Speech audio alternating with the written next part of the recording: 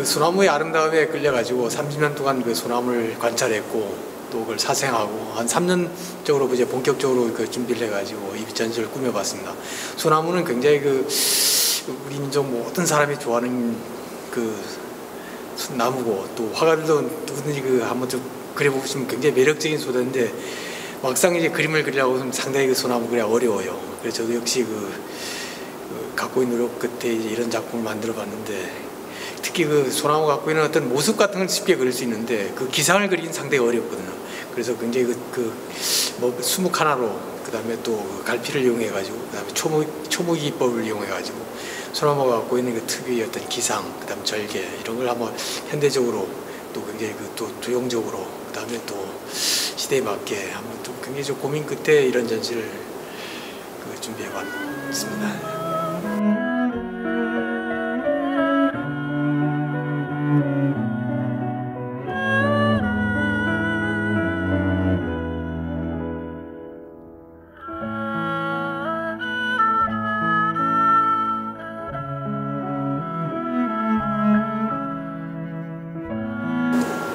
수묵화는 일반적으로 농무에다가 이제 먹을 타가지고 단목을 만들어가지고 농단목을 이제 보통 쓰는 게 이제 수묵화의 일반적인 기법인데 이 기법은 초목 기법입니다. 초목이란 말은 뭐냐면 물을 섞지 않고 굉장히 하루 정도 갈아놓은 짙은 먹을 그대로 이제 이용해가지고 그리는 기법이고 굉장히 잘못하면은 굉장히 쉽게 속된 말로 떡이 된다는 중첩되게 그게 좀 상당히 안 좋은 기법인데 그걸 또 반대로 굉장히 먹을 애껴서 쓰면은 이렇게 굉장히 깊은 맛이 나와요.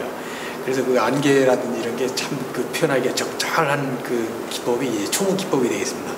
그래서 특히 또 소나무는 안개하고 참 잘 맞는 나무예요. 그래서 안개가 낀 솔숲 같은 경우는 참 그야말로 전설의 고향 아니면 굉장히 그윽한 어떤 느낌을 만들어주고 옛날부터 보면 옛날 당시에 보면 송화문 동자니 언사체 약가라는 유명한 시도 마찬가지로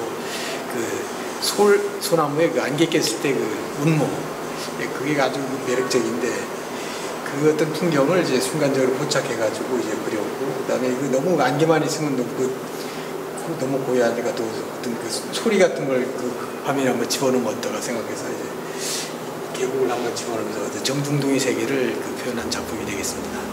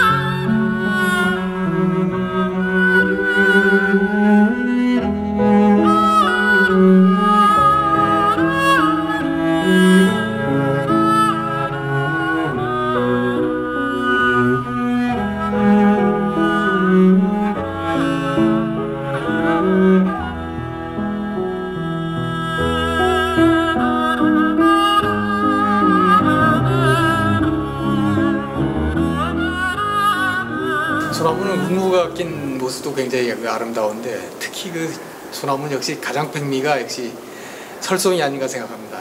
그리고 눈도 이제 너무 많이 소나무에 쌓이면 좀 답답하고 눈이 전날 내리고 약간 남아있는 소나무의 모습은 참 매력적이거든요. 그래서 저도 설송의 느낌을 굉장히 사랑했고 좋아했는데 또 이런 기법 같은 경우도 보면 옛날에도 보면 소나무를 그리는 그 기법이 좀 어려웠던 것 같아요. 그래서 옛날 대가 중에서도 보면 그 설송을 그린 사람은 몇 없고, 특히 한 사람이 있는데 그 사람이 그 농후관 이인상이라는 분이에요. 그분이 이제 그 설송도가 이제 그분이 그 중앙박물관에 남아 있고, 저 역시 그 설송들 많이 그 모사를 해보면서 그 사람이 어떤 정신세계로, 정신세계를 또 연구했고, 또 조형을 또 연구했고, 기법을 연구했고, 그래서 이 기회에 내도 한번 그 설송을 한번 좀 그려보면 어떨까 생각해서 이 두 작품을 이제 만들었는데, 이 기법은 굉장히 좀 특이한 기법인데, 옛날 그 문헌을 조사하다 보니까 쌀가루를 이용해 가지고 그 하얀 그 눈 모습을 눈 내린 모습을 이제 표현했다, 이런 글이 있더라고. 그래서 그걸 나중에 알고 보니 그걸 분지법이라는 그 기법이더라고. 그래서 쌀가루에다가 이제 아유를 타가지고 그 약간의 반수를 섞은 다음에 먼저 이제 화산지 위에다 칠해놓고 그 다음에 이제 먹으로 최종적으로 그린 거죠. 예, 특히 한 그루를 이제 그린 건 자체가 상당히 소나무는 어려운데, 그 소나무는 이제 한 그루 그리면 일반적으로 사람은 외롭다고 하지만 그게 아니고, 소나무는 한 그루 자체가 굉장히 아름다운 조형미를 갖고 있어서 뭐 한 그루만 그려도 충분히 그림이 되지 않나. 그리고 어떻게 보면 이게 그야말로 독야청청이 전시하고 딱 맞는 어떤 그림이고, 이게 소재고 또 모습이 아닌가, 이렇게 생각하고 있습니다.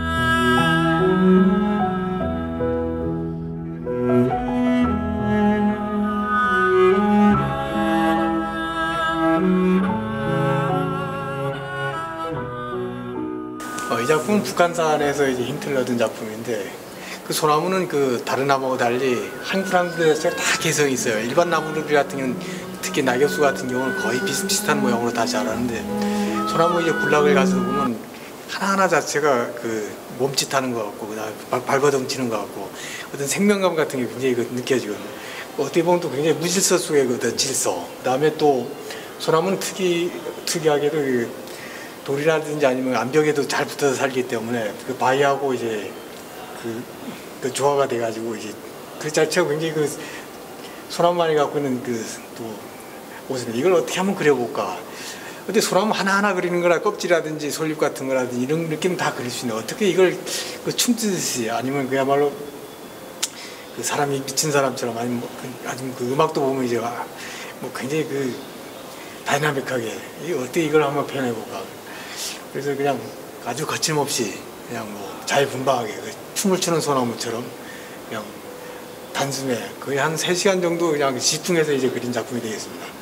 막상 그리고 나니까 상당히 좀 분방하기도 하고 또 자연미도 있고, 그래서 굉장히 제가 아끼는 작품 중에 한 작품이 되겠습니다.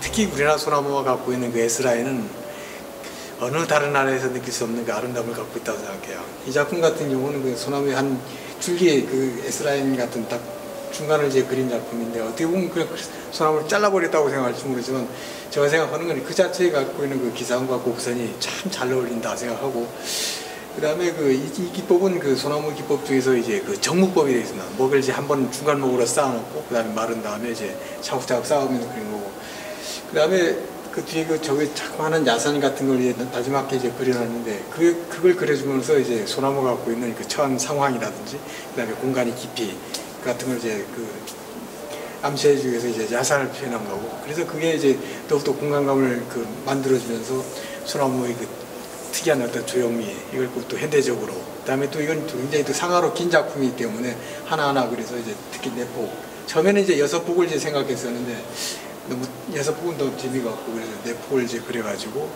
한 그림 한 벽면처럼 현대적인 어떤 조형적인 느낌, 어떤 메시지 같은 걸 주기 위해서 이제 이런 작품을 시도해 봤습니다.